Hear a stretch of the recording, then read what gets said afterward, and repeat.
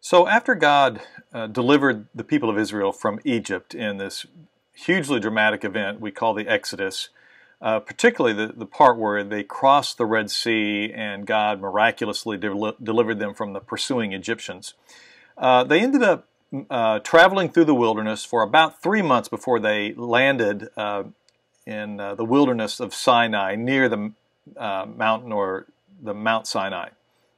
And it was here that God gave them His laws through Moses. So we're saying this text would come from Exodus chapter 20 verses 1 through 21.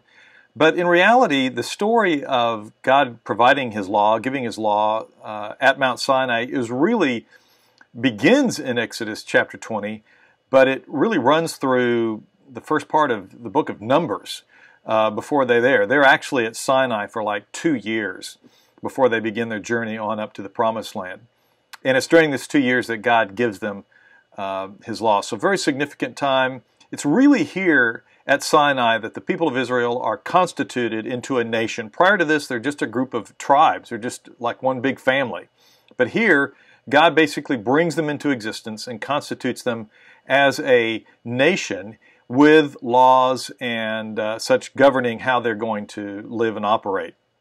So 3 really important points I would make, 4 points I would make as you think about teaching this story, the story of Moses receiving the law of God, the laws from God. First, God gave the people His commandments because He wanted them to know how to live in a way that would give them a better life. God does not give us arbitrary laws. Every law He has is for our benefit and designed to help us either teach us something or help us to know how to live in a way that makes our lives better and richer. And that's a really important point.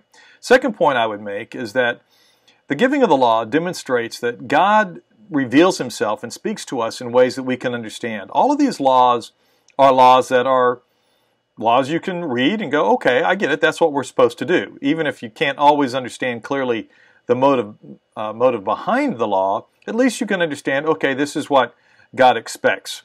And we've seen that point in other stories, and we'll see it in other stories, that God is a God who speaks to us in a way that we can understand.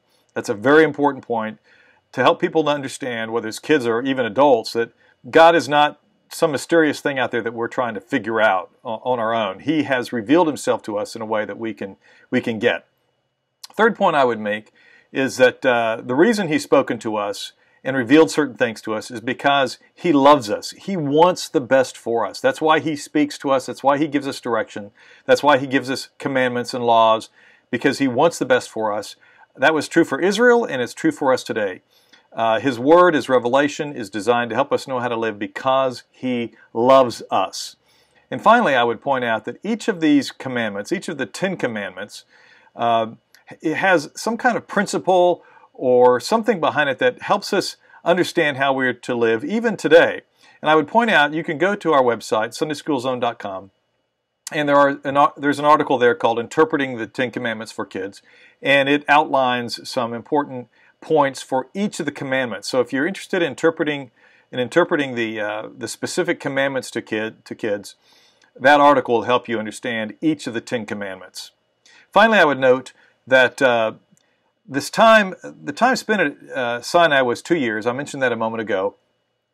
And I would point out that the laws given in the 10 Commandments are really a small portion of the overall laws. There are chapter after chapter given to us in Exodus, Leviticus, and the first part of Numbers, and then much of it repeated later, where God is giving us a good deal of law about how the people of God were to worship, how the Israelites were to honor Him in the sacrificial system, in the worship, in the building of the tabernacle.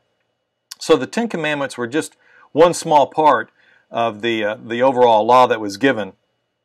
And it was given to Moses over a period of time, really over the course of probably 2 years, maybe a little less than that. It's not as though Moses went up to the mountain one time, got all this information, got all these laws, wrote it down, scribbled it down, and then came back to the people. It really happened over several encounters with God, not all on the mountain. Some of the encounters came after the tabernacle was built. So keep all that in mind, just some historical background as you prepare to teach this story.